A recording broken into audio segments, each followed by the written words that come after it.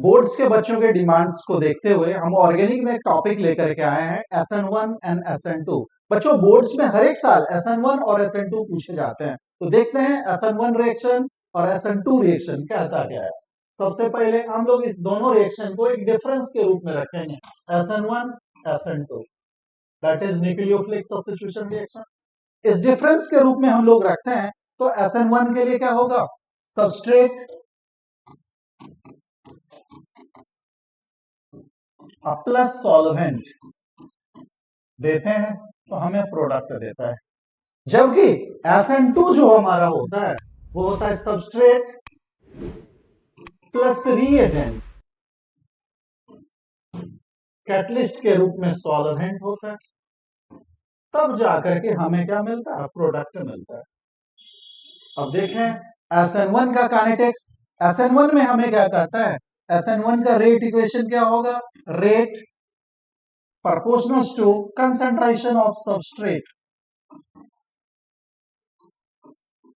Solvent का concentration use नहीं होता है तो power 1, that is rate equals to k and substrate to the power 1, that is order हमारा क्या हुआ, 1 हुआ। SN2 को देखते हैं, SN2 में हमें क्या निकल के आता है, rate proportional to substrate power 1, reagent for power 1, that is rate equals to K substrate and reagent, दोनों के पावर 1 दिए हुए हैं, तो हमारा ऑर्डर क्या होगा, 2। बच्चों SN1 को 1 इसलिए कहते हैं क्योंकि उसका ऑर्डर क्या होता है, 1 होता है, जबकि SN2 में ऑर्डर क्या होता है, 2 होता है। मतलब SN1 जो है वो फर्स्ट ऑर्डर रिएक्शन है, जबकि SN2 जो है वो सेकंड ऑर्डर रिएक्शन है। आगे देखते हैं, यहां जो है हमारा जो न्यूक्लियोफाइल है वो सॉल्वेंट है, और इसमें क्या है, रिएजेंट, दैट इज न्यूक्लियोफाइल है। मतलब हम लोग SN1 को कह सकते हैं, SN1 को कह सकते हैं ये यूनिमोलिकुलर है, उसको क्या कह सकते हैं, बायोमोलिकुलर है। आगे चलते हैं, अब अगर हम लोग इसके इक्वेशंस को देखें तो SN1 में सबसे पहले हम लोग हम लोग एल्काइल ग्रुप एक लेते हैं, एल्काइल ग्रुप लेते हैं।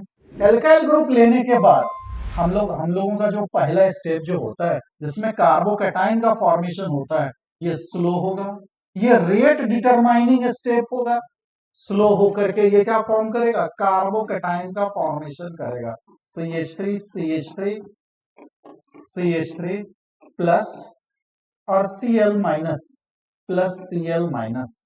अब अगले फेज में हम लोग न्यूक्लियोफाइल का अटैक कराते हैं, न्यूक्लियोफाइल का अटैक कराएंगे, ये स्टेप जो है वो हमारा होगा फास्ट, और इस स्टेप में हमें जो है प्रोडक्ट की प्राप्ति होगी।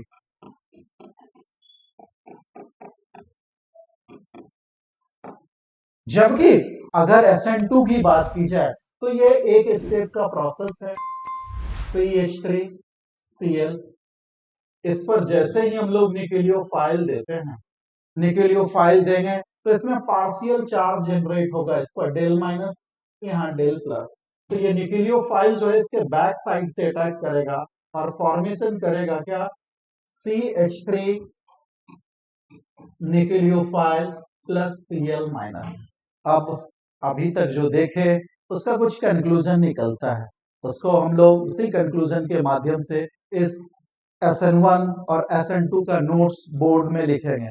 बोर्ड में जो हम लोग SN1 और SN2 के बारे में लिखेंगे कुछ इस तरह से होगा। पहले SN1 को देखते हैं। SN1 हमने देखा कि SN1 रिएक्शन जो है वो 2 स्टेप में पूरा हुआ। सबसे पहली बात, it is unimolecular reaction, it is unimolecular reaction which is completed in two steps, completed in two steps. First step is rate determining step and slow, while second step is fast. दूसरी बात यहां जो ध्यान देने की है कि इसमें कार्बोकेटाइन का फॉर्मेशन होता है, तो SN1 में क्या होगा, रीअरेंजमेंट इज पॉसिबल. SN1 में क्या होगा, rearrangement is possible. Second step, second इसका क्या होगा, रीअरेंजमेंट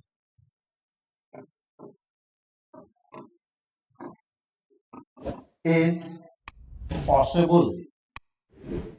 रीअरेंजमेंट इज पॉसिबल.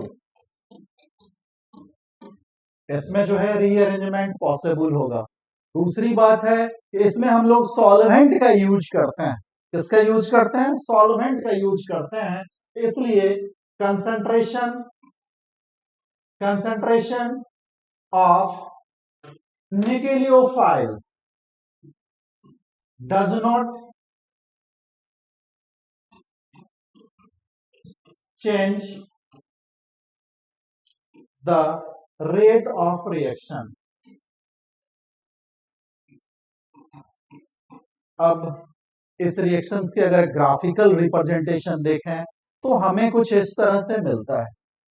सबसे पहले स्टेप में आपने क्या किया था, एक इस पर हम लोग रिएक्शन इस पर हम लोग एनर्जी लेते हैं और इस पर हम लोग रिएक्शन लेते हैं. तो हम लोग जानते हैं रिएक्टेंट की एनर्जी प्रोडक्ट से कम होती है. तो सबसे पहले रिएक्टेंट क्या करेगा, एक एक्टिवेटेड कॉम्प्लेक्स बनाएगा. देन हमारा रिएक्शन में इंटरमीडिएट का फॉर्मेशन होता है. देन आफ्टर हमारा रिएक्शन शुरू होता है. तो यहां अगर हम लोग देखें तो सबस्ट्रेट में हमने अल्काइल हैलाइड रखा था. Alkyl halide plus alkyl halide जो हमने रखा था प्लस न्यूक्लियोफाइल रखा. तो न्यूक्लियोफाइल रखने से ये जो हमारा एक्टिवेटेड कॉम्प्लेक्स बनता है वो होता है R plus X minus plus nucleophile. अब ये न्यूक्लियोफाइल जो है का फॉर्मेशन होता है. देन आफ्टर फास्ट रेट में R nucleophile plus X minus का फॉर्मेशन. ये हमारा होता है SN1 रिएक्शन. वैसे SN1 रिएक्शन में एक टर्म और आप जोड़ सकते हैं कि SN1 में जो है रिएक्टिविटी अगर देखें, रिएक्टिविटी सबसे ज्यादा, रिएक्टिविटी ऑफ एल्काइल तो सबसे ज्यादा 3 degree, then 2 degree, then after 1 degree. अब आते हैं हम लोग वापस SN2 को देखते हैं. तो बच्चों SN2 में हमारा सबसे पहले तो ये जो है बायमॉलिक्यूलर रिएक्शन है क्योंकि न्यूक्लियोफाइल के कंसंट्रेशन पे डिपेंड करता है. दूसरा हमारा क्या है कि सबसे पहला आप कहिएगा क्या, it is bimolecular reaction which is completed in single step. इसमें कोई भी रेट डिटरमाइनिंग स्टेप नहीं होता है. Carbocation is not formed, hence rearrangement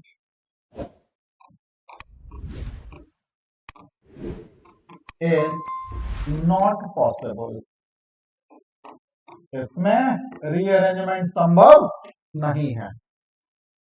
इसमें जो है आप न्यूक्लियोफाइल यूज करते हैं तो concentration of nucleophile can change rate of reaction, यहाँ न्यूक्लियोफाइल का जो कंसंट्रेशन होगा वो रेट रिएक्शन को चेंज करेगा। नेक्स्ट, इसको अगर ग्राफिकल रूप में देखें तो इसका एनर्जी डायग्राम कुछ इस तरह से होगा कि ये रिएक्शन एक ही स्टेप में पूरा होता है, इसमें कोई इंटरमीडिएट का फॉर्मेशन नहीं होगा। That is R X plus nucleophile, that is R nucleophile plus X minus. इसमें जो रिएक्टिविटी रिएक्टेंट की देखते हैं तो reactivity of alkyl group just reverse होता है। रिएक्टिविटी ऑफ एल्काइल क्या होगा, सबसे ज्यादा मिथाइल होगा, then 1 degree, then 2 degree, then 3 degree. इसमें सबसे ज्यादा होता है 3 degree, then 2 degree, then 1 degree, और सबसे पुअर होता है मिथाइल। यहाँ सबस्ट्रेट जो हम लोग लेते हैं, जो भी ऑर्गेनिक कंपाउंड हमारे चैप्टर्स के हैं वो हमारे सबस्ट्रेट होते हैं, और सॉल्वेंट में हम लोग वाटर, अल्कोहल जो लेते हैं वो हमारे सॉल्वेंट। अगर यहाँ तक किसी को कोई डाउट हो तो आप कमेंट बॉक्स में अपना सवाल पूछ सकते हैं, और हमारे क्वेश्चंस, हमारे थ्योरम, हमारी थ्योरीज आपको कैसी लगती है वो कमेंट बॉक्स में जरूर लिखें। Thank you for watching.